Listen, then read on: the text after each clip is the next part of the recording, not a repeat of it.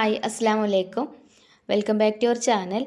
നമ്മുടെ പുതിയൊരു വീഡിയോയിലേക്ക് എല്ലാ കൂട്ടുകാർക്കും സ്വാഗതം. ഇന്ന് രാവിലെ അടുപ്പൊന്നും കത്തിക്കാൻ പോയിട്ടില്ല കേട്ടോ. ഇന്ന് ഗ്യാസുമ്മ തന്നെയാണ് ചോറൊക്കെ ഉണ്ടാക്കുന്നത്. അപ്പോൾ അവിടെ കുറച്ച് നേരമായി കലത്തിൽ വെള്ളം വെച്ചിട്ട് വെള്ളമൊക്കെ തിളച്ചപ്പോൾ അരി കഴുകി ഇട്ട് കൊടുക്കുന്നുണ്ട്. ഇന്ന് കുറച്ച് ചോറ് മതി, പിന്നെ അധികം കുക്കിങ്ങും ഇല്ല, അപ്പോൾ പിന്നെ അടുപ്പ് കത്തിക്കാൻ പോയിട്ടില്ല കേട്ടോ. കുറച്ച് അധികം കുക്കിംഗ് ഒക്കെ ഉണ്ടെങ്കിൽ നമുക്ക് അടുപ്പ് കത്തിച്ചാലും പിന്നെ അടുപ്പിൽ നല്ല കനലുണ്ടാകുമ്പം ഒക്കെ അടുപ്പത്ത് തന്നെ ഉണ്ടാക്കും. അപ്പോൾ ഇന്നിപ്പോൾ ചോറും പിന്നെ കുട്ടികൾക്ക് കൊണ്ടുപോകാനുള്ള കൂട്ടാനൊക്കെ ഉണ്ടാക്കിയാൽ മതി. അതേപോലെ ബ്രേക്ക്ഫാസ്റ്റും റെഡിയാക്കണം. ഒക്കെ കുറച്ച് മതി, അപ്പോൾ പിന്നെ ഗ്യാസുമ്മ തന്നെ ഉണ്ടാക്കാമെന്ന് വിചാരിച്ചതാണ് കേട്ടോ. അങ്ങനെ ചോറിന് അരിയൊക്കെ ഇട്ട് കൊടുത്തിട്ടുണ്ട്. പിന്നെ ഇന്ന് ബ്രേക്ക്ഫാസ്റ്റ് ഉണ്ടാക്കുന്നത് ഓട്ടടയാണ്. അപ്പോൾ ഓട്ടടക്ക് അരിയൊക്കെ തലേ ദിവസം തന്നെ വെള്ളത്തിലിട്ടൊക്കെ വെച്ചിട്ടുണ്ടേനി. അപ്പോൾ തേങ്ങ വേണം, തേങ്ങ പൊളിച്ചതില്ലേനി, അപ്പോൾ തേങ്ങ പൊളിക്കാൻ വേണ്ടിയിട്ട് പുറത്തേക്ക് ഇറങ്ങിയതാണ് കേട്ടോ. ഓട്ടടയ്ക്കും വേണം തേങ്ങ. പിന്നെ ഓട്ടടയ്ക്ക് ഞാൻ ഗ്രീൻ പീസ് കൊണ്ട് കറിയാണ് കേട്ടോ ഉണ്ടാക്കിയിട്ടുള്ളത്. അപ്പോൾ അതിക്ക് തേങ്ങാപ്പാൽ ഒഴിക്കണം. അപ്പോൾ ഒരു തേങ്ങ വേഗം ഒന്ന് പൊളിച്ചെടുക്കട്ടെ എന്ന് വിചാരിച്ചു. തേങ്ങ പൊളിക്കാൻ പിന്നെ പാരുണ്ടാകുമ്പം ഒരു ബുദ്ധിമുട്ടുമില്ല, പെട്ടെന്നുണ്ട് തേങ്ങ പൊളിച്ചെടുക്കാൻ. ആദ്യമൊക്കെ കത്തി കൊണ്ട് കഴിഞ്ഞിട്ട് തേങ്ങ പൊളിച്ചെടുത്തിനത്. അപ്പോൾ ഒരു കൊല്ലം വേണം ഒരു തേങ്ങ പൊളിക്കാൻ പറഞ്ഞ പോലെ, കുറേ സമയം എടുക്കും കേട്ടോ. അത് നമ്മൾ കൊത്തുന്നത് ചിലപ്പോൾ തേങ്ങമ്മലൊന്നും ആവില്ല. അങ്ങനെ കുറേ ടൈം എടുക്കും ഒരു തേങ്ങ പൊളിച്ച് കിട്ടണം എന്നുണ്ടെങ്കിൽ. പാരമ്പലാവുമ്പം പിന്നെ ഒരു 2-3 കുത്തി കഴിഞ്ഞാൽ തേങ്ങ വേഗം റെഡിയായി കിട്ടും. അപ്പോൾ തേങ്ങയൊക്കെ ഞാൻ പൊളിച്ചെടുത്തിട്ടുണ്ട്. തേങ്ങ പൊളിക്കണ സൗണ്ട് കേട്ടിട്ട് ഒരാൾ ഇവിടെ വന്നിരിക്കുന്നുണ്ട് കേട്ടോ തേങ്ങ വെള്ളത്തിന്.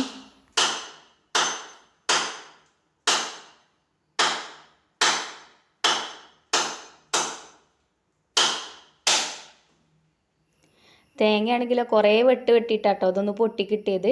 പിന്നെ നമ്മൾ തേങ്ങ ഇങ്ങനെ വെട്ടണ സമയത്ത് കത്തിൻ്റെ ആ ഒരു മൂർച്ചയില്ലാത്ത ഭാഗമല്ലേ, ആ ഒരു ഭാഗം കൊണ്ട് തേങ്ങ പൊട്ടിക്കണം കേട്ടോ. കാരണം ഇങ്ങനെ ആ മൂർച്ചയുള്ള ഭാഗം കൊണ്ട് നമ്മൾ തേങ്ങ പൊട്ടിക്കുമ്പോൾ ചിലപ്പോൾ അതേപോലെ വളഞ്ഞ കത്തിക്കുകയാണെന്നുണ്ടെങ്കിൽ നമ്മൾ കയ്യുമ്മ വരും. എൻ്റെ കയ്യുമ്മ അങ്ങനെ തട്ടിയിട്ട് മുറിയായിട്ടുണ്ടായിരുന്നു കേട്ടോ. അപ്പോൾ അവിടെ നിന്ന് ഇങ്ങോട്ട് ഞാൻ ഇതേപോലെയാണ് തേങ്ങ പൊട്ടിക്കൽ. അത്യാവശ്യം നല്ലൊരു മുറിവന്നെ ആയിട്ടുണ്ടായിരുന്നു കേട്ടോ. അപ്പോൾ അവിടെ നിന്ന് ഇങ്ങോട്ട് ഒരു പേടിയാണ് അങ്ങനെ തേങ്ങ പൊട്ടിക്കുമ്പോൾ. അപ്പോൾ നിങ്ങളും തേങ്ങ അതേപോലെ പൊട്ടിക്കുന്ന ആൾക്കാരുണ്ടെങ്കിൽ പിന്നെ കത്തിൻ്റെ മറ്റേ ഭാഗം കൊണ്ട് പൊട്ടിച്ചോളണ്ടി കേട്ടോ, മൂർച്ചയില്ലാത്ത ഭാഗം കൊണ്ട് ഞാൻ ഇപ്പോൾ ചെയ്ത പോലെ. അപ്പോൾ തേങ്ങ വെള്ളമൊക്കെ റിച്ചുമോന് കൊടുത്തു. പിന്നെ തേങ്ങയൊക്കെ ചിരകിയെടുത്ത് പിന്നെ നമുക്ക് ഓട്ടെടുക്കുള്ള മാവാണ് കേട്ടോ ഇപ്പോൾ റെഡിയാക്കി എടുക്കുന്നത്. അപ്പോൾ പച്ചരിയൊക്കെ കഴുകി ജാറിലിട്ട് കൊടുത്തു. പിന്നെ അതേപോലെ കുറച്ച് ചോറും ചേർത്തിട്ടുണ്ട്. പിന്നെ ആ തേങ്ങ ചിരവിയതും അതിലേക്ക് ചേർത്ത് കൊടുത്തു. കുറച്ചട ബാക്കി വെച്ചിട്ടുണ്ട്, അത് നമുക്ക് മാവൊക്കെ ഇട്ട് കൊടുക്കാൻ വേണ്ടിയിട്ടാണ് കേട്ടോ. പിന്നെ ഓട്ടടൻ്റെ റെസിപ്പി നമ്മൾ ഒരുപാട് പ്രാവശ്യം കാണിച്ചതാണ്, അപ്പോൾ ഡീറ്റെയിൽ ആയിട്ട് കാണിക്കേണ്ട ആവശ്യമൊന്നുമില്ല. പിന്നെ അധികം ആൾക്കാർക്ക് ഉണ്ടാക്കാൻ അറിയുന്ന റെസിപ്പി തന്നെയാണ് ഓട്ടട അല്ലേ. അപ്പോൾ അരിയൊക്കെ അരച്ചതാ ഒരു ബൗളൊക്കെ ഒഴിച്ചു കൊടുത്തിട്ടുണ്ട്. പിന്നെ തിളച്ച വെള്ളമാണ് കേട്ടോ. ഇപ്പോൾ ഞാൻ ജാർക്ക് ഒഴിച്ചു കൊടുത്തിട്ടൊന്ന് ചുഴറ്റിയിട്ട് ഇതിലേക്ക് ഒഴിച്ചു കൊടുത്തത്. തിളച്ച വെള്ളം ഒഴിക്കുമ്പോൾ നല്ല സോഫ്റ്റ് ആയിട്ടുള്ള ഓട്ടട കിട്ടും. പിന്നെ അതേപോലെ തന്നെ നമ്മൾ കുറച്ച് തേങ്ങ അവിടെ മാറ്റി വെച്ചിരുന്നില്ല, തേങ്ങ ചിരവിയത്, അതും ആ മാവൊക്കെ ഇട്ട് കൊടുത്തിട്ടുണ്ട്. ഇനി ഒരു സ്പൂൺ വെളിച്ചെണ്ണ ഒഴിച്ചു കൊടുക്കും. വെളിച്ചെണ്ണ ഓയിലോ എന്ത് വേണമെങ്കിലും ഒഴിച്ചു കൊടുക്കാം കേട്ടോ.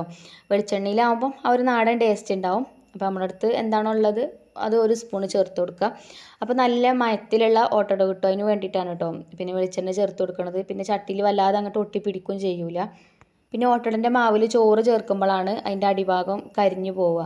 അപ്പോൾ ചോറ് ചേർക്കുമ്പോൾ കുറച്ച് ചേർത്താൽ മതി.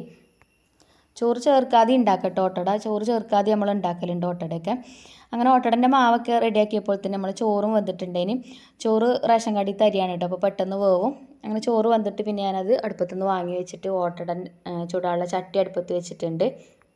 പിന്നെ ചില ആൾക്കാർ പറയണേക്കാം ഗ്യാസുമ്മൽ ഓട്ടട ചുട്ടാൽ നന്നാവില്ല എന്ന്. ഗ്യാസുമ്മ ചുട്ടെന്ന് വിചാരിച്ചിട്ട് കുഴപ്പമൊന്നുമില്ല കേട്ടോ. ഗ്യാസുമ്മ ചുട്ടാലും വിറകടുപ്പിൽ ചുട്ടാലൊക്കെ ഓട്ടട നല്ല രീതിയിൽ തന്നെ കിട്ടും. പക്ഷെ മാവ് റെഡിയാക്കുമ്പോൾ വെള്ളം ഒരുപാട് കൂടി പോവരുത്. വെള്ളം കൂടി പോകുമ്പോൾ അപ്പം ഇങ്ങനെ പരന്നിട്ടേക്കാരം അതിങ്ങനെ നല്ല വീർത്ത് നിൽക്കണമെന്നുണ്ടെങ്കിൽ കട്ടിയുള്ള മാവാവണം. പിന്നെ കുറച്ചൊരു കുഴിയുള്ള ചട്ടിയിൽ ആണ് ഓട്ടോടെ ചുടുന്നുണ്ടെങ്കിലും കുറച്ച് പൊള്ളച്ചൊക്കെ നല്ല രീതിയിൽ കിട്ടും. ഇത് നമ്മളെ ചട്ടി പരന്ന ചട്ടി കേട്ടോ, പത്തിരി ചട്ടിയാണ്. അപ്പോൾ ഇതിൽ ഈ ഒരു പിന്നെ രീതിയിൽ തന്നെയാണ് ഓട്ടോടെ കിട്ടൽ. ഇതിലാറെ വീർത്ത് വരലൊന്നുമില്ല കേട്ടോ. അങ്ങനെ ഓട്ടോടൊക്കെ ഞാനവിടെ ചുട്ടെടുക്കുന്നുണ്ട്. പിന്നെ കുട്ടികൾക്ക് സ്കൂൾ കൊണ്ടുപോകാനുള്ള ചോറിപ്പോൾ റെഡി ആയല്ലോ. ഇനിയിപ്പോൾ അതിക്ക് എന്തെങ്കിലും ഒരു കൂട്ടാൻ ഉണ്ടാക്കണ്ടേ. അപ്പോൾ ഇന്ന് വെണ്ടക്ക കൊണ്ട് ഒരു തോരൻ ഉണ്ടാക്കാമെന്ന് വിചാരിച്ചു. ഈ വെണ്ടക്ക വാങ്ങി ഫ്രിഡ്ജിൽ വെച്ചിട്ട് കുറേ ദിവസമായിക്കണം കേട്ടോ, ഇതുവരെ ഇത് എടുത്തിട്ടില്ല. നിങ്ങൾക്ക് തന്നെ അറിയുന്നുണ്ടാവും, നമ്മൾ പിന്നെ ഞാൻ അമ്മാനായിട്ട് ഹോസ്പിറ്റലിൽ പോയപ്പോൾ മഞ്ചേരിയിൽ പോയ അന്ന് വാങ്ങിയതേന് കേട്ടോ. അവിടെ നിന്ന് ഇങ്ങനെ 20 രൂപേൻ്റെ ഓരോ കിറ്റ് വാങ്ങിനല്ലോ, അങ്ങനെ വാങ്ങിയതേന് കേട്ടോ. അപ്പോൾ ഇതാ ഇപ്പോഴും നല്ല ഫ്രഷ് ആയിട്ടാണ് ഉള്ളത്. അപ്പോൾ വെണ്ടക്ക നമ്മൾ ഫ്രിഡ്ജിൽ സ്റ്റോർ ചെയ്ത് വെക്കുകയാണെന്നുണ്ടെങ്കിലും അതിൻ്റെ ആ ഒരു ബാക്ക് വശം ഉണ്ടല്ലോ, അതിൻ്റെ ആ ഞെട്ടിൻ്റെ ഭാഗം അത് കളഞ്ഞിട്ട് നമ്മൾ ഫ്രിഡ്ജിൽ പിന്നെ അങ്ങനെ ബോക്സിലാക്കിയിട്ട് വെക്കുകയാണെന്നുണ്ടെങ്കിൽ ആദ്യം ഒരു ടിഷ്യൂ പേപ്പർ എന്തെങ്കിലും വെക്കണം കേട്ടോ. എന്നിട്ട് അതിൻ്റെ മേലെ ഇത് വെച്ചിട്ട് അടച്ച് വെക്കുകയാണെന്നുണ്ടെങ്കിൽ കുറേ ദിവസം നല്ല ഫ്രഷ് ആയിട്ട് കിട്ടും. ആ ഞെട്ട് കളയാതെ വെച്ച് കഴിഞ്ഞാൽ പിന്നെ വെണ്ടക്ക മൂത്ത് പോകും കേട്ടോ. ഫ്രിഡ്ജിൽ വെച്ചാലും അത് മൂത്ത് പോകും. അപ്പോൾ അത് ഓട്ടടയൊക്കെ ചുട്ട് കഴിഞ്ഞിട്ടുണ്ട്. ഈ ഒരു ഓട്ടട ഒന്ന് കഴിച്ചാൽ തന്നെ അത്യാവശ്യം വയറ് ഫില്ലാവും. അപ്പോൾ വെറുതെ ഉണ്ടാക്കി വേസ്റ്റ് ആക്കണ്ടല്ലോ എന്ന് വിചാരിച്ചിട്ടാണ്. പിന്നെ കഴിക്കുന്ന ആൾ ഞാനാണ്. അപ്പോൾ എനിക്കാണെങ്കിൽ 2 ദിവസമായിട്ട് നോമ്പുമാണ്. അപ്പോൾ പിന്നെ ഞാൻ കുറച്ചേ ഉണ്ടാക്കിയിട്ടുള്ളൂ കേട്ടോ. പിന്നെ ഇതിലേക്ക് കറി ഉണ്ടാക്കിയിട്ടുള്ളത് ഇതാ ഗ്രീൻ പീസ് ഇട്ടിട്ടുള്ള കറിയാണ് ഉണ്ടാക്കിയിട്ടുള്ളത്. തേങ്ങാപ്പാലൊക്കെ ഒഴിച്ചിട്ടുള്ള കറിയാണ് ഉണ്ടാക്കിയിട്ടുള്ളത്. അങ്ങനെ ബ്രേക്ക്ഫാസ്റ്റും റെഡി ആയിട്ടുണ്ട്. പിന്നെ ഇതാ ഇനി കുട്ടികൾക്കുള്ള കൂട്ടാനാണ് കേട്ടോ ഉണ്ടാക്കുന്നത്. നമ്മൾ വെണ്ടയ്ക്കൊക്കെ അരിഞ്ഞ് വെച്ചിട്ടുണ്ടായിരുന്നല്ലോ. അപ്പോൾ അതാ അതിനൊരു ചട്ടി അടുപ്പത്ത് വെച്ചിട്ട് അതിലേക്ക് വെളിച്ചെണ്ണ ഒഴിച്ചു കൊടുത്തിട്ടുണ്ട്. വെളിച്ചെണ്ണ ഒരു 2 സ്പൂണോളം ഒഴിച്ചിട്ടുണ്ട്. പിന്നെ എണ്ണ ചൂടായപ്പോൾ ഞാൻ കുറച്ച് കടുക് ഇട്ട് കൊടുത്തിട്ടുണ്ട്. പിന്നെ നമ്മൾ അരിഞ്ഞ് വെച്ചിന് സവാള അതിലേക്ക് ചേർത്തിട്ടുണ്ട്. ഇനി നമുക്ക് സവാള ഒന്ന് വഴറ്റിയെടുക്കാം. അപ്പോൾ ഞാനൊരു ചെറിയ സവാള എടുത്തിട്ടുള്ളൂ കേട്ടോ. അപ്പോൾ നമ്മൾ വെണ്ടയ്ക്ക എത്രയാണ് എടുക്കുന്നത് അതിനനുസരിച്ചിട്ട് ചേർത്താൽ മതി. അപ്പോൾ വെണ്ടയ്ക്ക തോരനാകുമ്പോൾ വെണ്ടയ്ക്കല്ലേ മുന്നിട്ട് നിൽക്കേണ്ടത്. അപ്പോൾ വെണ്ടയ്ക്ക കുറച്ച് അധികം കൊടുത്ത് ഒരു സവാളയാണ് എടുത്തത്. പിന്നെ കറിവേപ്പിൻ്റെ ഇല ഇട്ട് കൊടുത്തു. പിന്നെ ഇത് നമ്മൾ മുട്ടയൊക്കെ ചേർത്താണ് കേട്ടോ ഉണ്ടാക്കുന്നത്. അപ്പോൾ നല്ല ടേസ്റ്റുള്ളൊരു തോരനാണ്. പിന്നെ ചില കൂട്ടുകാരൊക്കെ ഉണ്ടാക്കുന്ന റെസിപ്പി തന്നെ ആവും. എന്നാലും ഉണ്ടാക്കാത്തവരുണ്ടെങ്കിൽ ഒന്ന് ഉണ്ടാക്കി നോക്കുകൊണ്ട് നല്ല ടേസ്റ്റാണ് കേട്ടോ. അപ്പോൾ സവാള വേഗം വഴന്ന് വരാൻ വേണ്ടിയിട്ട് കുറച്ച് ഉപ്പ് ഇട്ട് കൊടുത്തു. പിന്നെ നമ്മൾ അരിഞ്ഞു വെച്ച വെണ്ടക്ക ഇതിലേക്ക് ചേർത്തിട്ടുണ്ട്. ഇനി വെണ്ടക്ക നല്ല രീതിയിൽ തന്നെ ഇതിലിട്ടിട്ട് വഴറ്റിയെടുക്കണം. വെള്ളമൊന്നും ചേർത്ത് കൊടുക്കേണ്ട ആവശ്യമില്ല കേട്ടോ. തീ കുറച്ച് കൊടുത്താൽ മതി. തീ കുറച്ചിട്ട് വെണ്ടക്ക നല്ലോണം ഒന്ന് ഇതിലിട്ടിട്ടൊന്ന് വഴറ്റിയെടുക്കുക. കുറച്ച് നല്ലോണം ഒന്ന് വഴന്ന് വരുന്ന സമയത്ത് പിന്നെ നമുക്ക് ചെറിയ തീയിലിട്ടിട്ട് അടച്ച് വെച്ചിട്ട് ആവിയിൽ വേവിച്ചെടുക്കുക. പിന്നെ ഒരു നുള്ളു മഞ്ഞൾപ്പൊടി ചേർത്ത് കൊടുക്കുന്നുണ്ട് കേട്ടോ. എരിവിന് ഞാൻ പച്ചമുളകാട്ടോ ചേർത്തിനത്. നിങ്ങൾക്ക് മുളക് പൊടി വേണമെങ്കിൽ ചേർക്കുക. ഞാൻ 2 പച്ചമുളക് അരിഞ്ഞിട്ട് കൊടുത്തിട്ടുണ്ടേനി. പിന്നെ കുട്ടികൾക്ക് ഉണ്ടാക്കുന്ന റെസിപ്പി ആകുമ്പോൾ മുളക് കുറച്ച് മതി. കുട്ടികളെ നമ്മൾ എരിവും പുളിയൊക്കെ കൂട്ടിയിട്ട് ശീലിപ്പിക്കണം. കാരണം പിന്നെ എരിവ് കൂടുതലാണെന്ന് പറഞ്ഞിട്ടില്ലെങ്കിൽ ഒന്നും കഴിക്കാതെ ആവും. അപ്പോൾ അവർക്ക് വേറെ ഉണ്ടാക്കേണ്ടി വരും, നമുക്ക് വേറെ ഉണ്ടാക്കേണ്ടി വരും, അങ്ങനത്തെ ഇതൊക്കെ വരും. പക്ഷേ നല്ല എരിവ് ഇട്ടാൽ അവർക്ക് കഴിക്കാനും കഴിയില്ല. അപ്പോൾ ഒരു പാകത്തെരിവൊക്കെ കൂട്ടി ശീലിപ്പിക്കണം മക്കളെ. അപ്പോൾ ഞാൻ പിന്നെ വെണ്ടയ്ക്കൊക്കെ ഒന്ന് അടച്ച് വെച്ചിട്ടുണ്ട്. ഇനിയിപ്പോൾ വെണ്ടയ്ക്കൊക്കെ വെന്ത് വന്നിട്ടുണ്ട് കേട്ടോ. ഇനി ഇതാ ലാസ്റ്റ് ഞാനൊരു മുട്ട അതിലേക്ക് പൊട്ടിച്ചൊഴിച്ച് കൊടുക്കുന്നുണ്ട്. മുട്ടങ്ങൾക്ക് വേണമെങ്കിൽ ഒന്നും കൂടിയൊക്കെ ചേർത്ത് കൊടുക്കട്ടോ. എൻ്റെ അടുത്ത് ഒന്നുള്ളതിനും അതുകൊണ്ട് ഞാൻ 1 ചേർത്തത്. ഒന്നും കൂടെ ഉണ്ടെങ്കിൽ ഞാൻ 2 ചേർത്തിട്ടുണ്ടേനി. അപ്പോൾ നിങ്ങൾ ഉണ്ടാക്കുമ്പം 2 മുട്ടയൊക്കെ ചേർത്ത് കൊടുത്തോളണ്ടി കേട്ടോ. ഒക്കെ നമ്മളെ കയ്യിലുള്ളതിനനുസരിച്ചിട്ട് ചേർത്ത് കൊടുത്താൽ മതി. മുട്ട ചേർത്തിട്ട് ഇതാ നല്ല രീതിയിൽ തന്നെ ഒന്ന് വഴറ്റിയെടുക്കുന്നുണ്ട്. അപ്പോൾ മുട്ട ഇപ്പോൾ എല്ലാ ഭാഗത്തും ആയിട്ടുണ്ട് ഇപ്പോൾ. പിന്നെ തീ കുറച്ച് കൊടുത്തേക്കാണ് കേട്ടോ. തീ കൂട്ടി കൊടുക്കരുത്. തീ കൂട്ടി കൊടുത്താൽ ചിലപ്പോൾ ഒക്കെ കരിഞ്ഞു പോകും. പിന്നെ നമ്മൾ എന്ത് കുക്ക് ചെയ്യുകയാണെങ്കിലും ഹൈ സ്പീഡിൽ ഇട്ടാണ്ട് കുക്ക് ചെയ്യുകയാണെങ്കിൽ അതിൻ്റെ വെള്ളമൊക്കെ പെട്ടെന്ന് വറ്റും ചെയ്യും. പിന്നെ ശരിക്ക് അതിൻ്റെ ഉള്ളൊന്നും വെന്തിട്ടുണ്ടാവില്ല. എപ്പോൾ നമ്മൾ കുക്ക് ചെയ്യുമ്പം കുറച്ച് നല്ലോണം ചൂടായി കഴിഞ്ഞാൽ പിന്നെ മീഡിയം ഫ്ലെയിമിലോ അല്ലെങ്കിൽ ലോ ഫ്ലെയിമിലോ ഒക്കെ ഇട്ടിട്ട് അങ്ങനെ വേണം കുക്ക് ചെയ്തെടുക്കാൻ. അപ്പോഴാണ് നമ്മൾ എന്താണോ ഉണ്ടാക്കുന്നത് ടേസ്റ്റ് ഉണ്ടാവുള്ളൂ കേട്ടോ. ചിലരുണ്ട് കുക്ക് ചെയ്യുന്നതൊക്കെ പെട്ടെന്ന് കഴിയണം എന്ന് വിചാരിച്ചിട്ട് ഹൈ സ്പീഡിലാണ് ഇട്ട് കൊടുക്കും തീ. അപ്പോൾ അതിൻ്റെ ആ ഉള്ളുവശമൊന്നും വേകാതെ പുറമൊക്കെ പെട്ടെന്നാണ് വെന്ത് വരും ചെയ്യും. അത് കഴിക്കാൻ വലിയ ടേസ്റ്റും ഉണ്ടാവില്ല കേട്ടോ. അപ്പോൾ എപ്പോഴും ഒരു അർജൻറ്റ് കൂടാതെ ഒരു സാവകാശം വേണം. അപ്പോഴുള്ളൂ ഒക്കെ നല്ല രീതിയിൽ കിട്ടുക. അപ്പോൾ നമ്മളെ ഐഫക്കുട്ടിക്കുള്ള പിന്നെ കൂട്ടാനൊക്കെ വേറെ ഞാൻ പാത്രത്തിലാക്കിനി കേട്ടോ. മഞ്ജുമോൾക്കുള്ള ചോറും വട്ടപാത്രത്തിലാക്കിനി. റിച്ചുമോനുള്ളത് പിന്നെ ഓടുത്ത് കൊണ്ടുപോയി ബാഗിലിട്ടിട്ടോ. അപ്പോൾ ഇന്നിപ്പോൾ ഐഫക്കുട്ടിൻ്റെ കൂട്ടുകാർ വന്നിട്ടില്ല കേട്ടോ. അപ്പോൾ ഞാൻ കൊണ്ടാക്കി കൊടുക്കുകയാണ് ഓളെ. ഐഫക്കുട്ടിക്ക് ഇവിടുന്ന് ഒരു 5-6 മിനിറ്റ് നടക്കാനുള്ളൂ കേട്ടോ. നമ്മൾ അടുത്ത് തന്നെയാണ് സ്കൂള്. പിന്നെ നടന്നു പോകുമ്പോഴൊരു ബുദ്ധിമുട്ട് എന്താ വെച്ചാൽ നല്ല വെയിറ്റേക്കാരം ബാഗ്. അപ്പോൾ അത് ഒരു ഗതികേടാണ്. പിന്നെ അങ്ങനെ ഏറ്റി കൊണ്ടുപോകണത് കാണുമ്പോൾ നമുക്കൊരു ബുദ്ധിമുട്ടാണ്. അപ്പോൾ കുറച്ച് അങ്ങോട്ട് ഞാൻ ആക്കി കൊടുക്കലുണ്ട് കേട്ടോ. പിന്നെ റിച്ചുമോന് ഇതാ സ്കൂൾ ബസ്സുണ്ട്. ഓന് പിന്നെ നമ്മളെ മുറ്റത്തു നിന്ന് തന്നെ ബസ് കയറും ചെയ്യും. പിന്നെ മഞ്ജുമോൾ കുറച്ച് നേരത്തെ പോയിട്ടുണ്ട്. മഞ്ജുമോൾ ഒരു 8:30 ആകുമ്പോൾ പോവും. ഓൾ നടന്നിട്ട് തന്നെയാണ് കേട്ടോ പോവുക.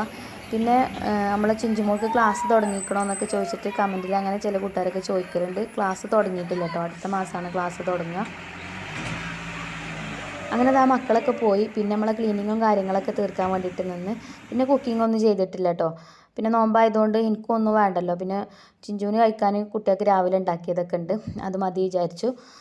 പിന്നെ ഇതിപ്പോൾ എൻ്റെ ക്ലീനിങ്ങും കാര്യങ്ങളൊക്കെ കഴിഞ്ഞതിന് ശേഷം നമ്മൾ അടുത്ത വീട്ടിൽ നിന്ന് ഒരു ചക്ക കിട്ടിയിട്ടുണ്ടായിരുന്നു കേട്ടോ. അപ്പോൾ ഞാൻ ചക്കപ്പൊരി ഉണ്ടാക്കി വെക്കാമെന്ന് വിചാരിച്ചു. ചക്ക ചിപ്സ് ഇല്ലേ, മക്കൾക്ക് ഭയങ്കര ഇഷ്ടമാണ് കേട്ടോ. അപ്പോൾ ഇനി കുറച്ച് കഴിഞ്ഞാൽ പിന്നെ കിച്ചണിക്ക് ഇറങ്ങി പോരാനൊരു മടിയേക്കാരം. പിന്നെ അതേപോലെ നമ്മളവിടെ നേർച്ചയുണ്ട്, നേർച്ചക്ക് ചോറ് വാങ്ങാൻ വേണ്ടിയിട്ട് പോകണം.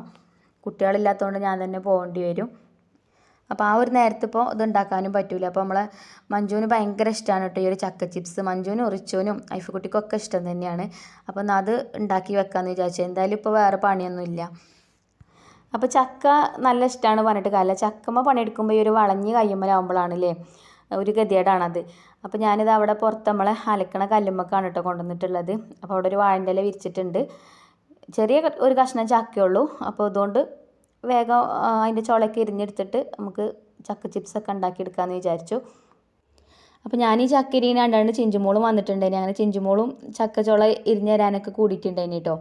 അപ്പോൾ താഴെ തൊടിയിൽ കുറച്ച് പണിക്കാരുണ്ട്. അവിടെ പിന്നെ എന്താ തെങ്ങിന് തടം തുറക്കുന്നുണ്ട്. നമ്മളതല്ല കേട്ടോ, താഴെ തൊടിയിലില്ലേ.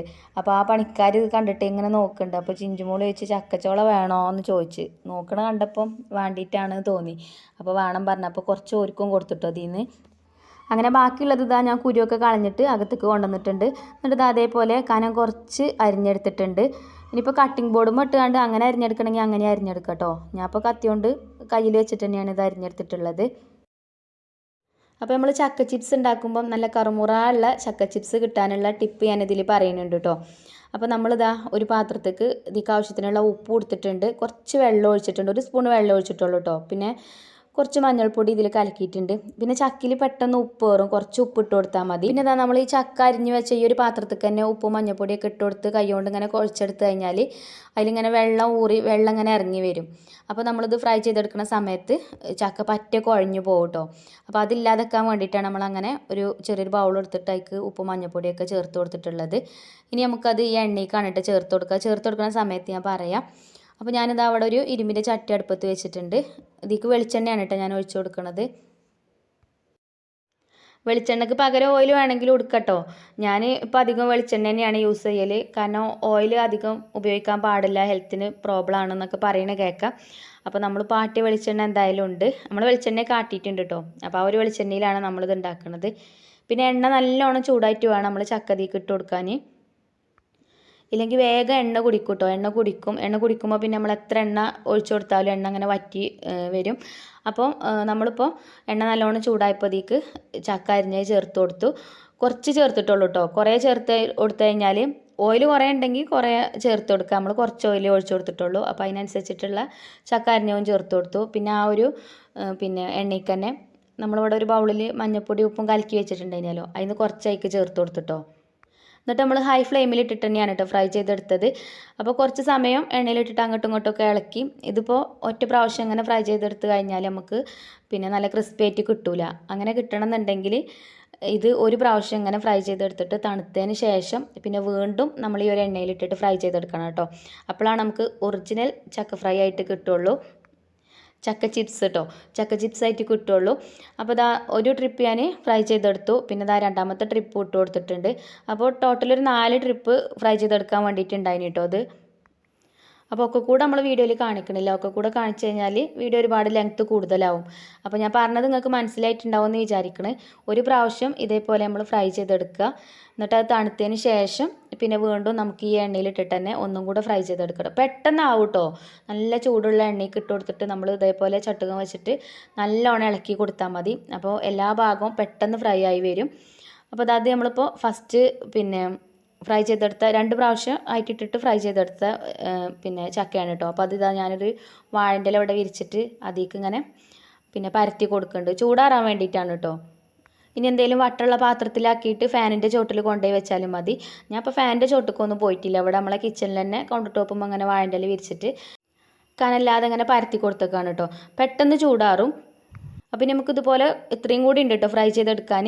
അപ്പോൾ അതും കൂടെ ഫ്രൈ ചെയ്തെടുത്ത് വരുമ്പോഴത്തേന് ഇത് ആദ്യം നമ്മൾ പരത്തിയിട്ടതൊക്കെ പിന്നെ എന്താ പറയുക തണുത്തിട്ടുണ്ടാവും. അപ്പോൾ അത് ഫ്രൈ ചെയ്തെടുക്കുക. അത് ഫ്രൈ ചെയ്തെടുക്കുമ്പോഴത്തേന് പിന്നെ നമ്മൾ പിന്നത്തെ ട്രിപ്പിൽ ഫ്രൈ ചെയ്തെടുത്തതും പിന്നെ തണുത്തിട്ടുണ്ടാവും. അപ്പോൾ അതും ഫ്രൈ ചെയ്തെടുക്കുക കേട്ടോ. അങ്ങനെ അതവിടെ വിരിച്ചിട്ടിട്ട് പിന്നെ ഞാൻ ബാക്കിയുള്ളതൊക്കെ ഫ്രൈ ചെയ്തെടുത്തു. അപ്പോൾ ഇതാ നമ്മൾ അരിഞ്ഞു വെച്ച ചക്കയൊക്കെ ഞാനിപ്പോൾ ഫ്രൈ ചെയ്തെടുത്ത് കഴിഞ്ഞു. ഇനിയിപ്പോൾ ഞാൻ ഫ്രൈ ചെയ്തെടുക്കുന്നത് നമ്മൾ വാഴൻ്റെലയിൽ വിരിച്ചിട്ടിട്ടുണ്ടായിരുന്നില്ലേ തണുക്കാൻ വേണ്ടിയിട്ട്. അപ്പോൾ അതാണ് കേട്ടോ. അപ്പോൾ 2 പ്രാവശ്യം ഇതേപോലെ ഫ്രൈ ചെയ്തെടുക്കുമ്പോഴാണ് നമുക്ക് നല്ല ക്രിസ്പി ആയിട്ടുള്ള ചക്ക ചിപ്സ് കിട്ടുള്ളൂ. പെട്ടെന്നാവും കേട്ടോ.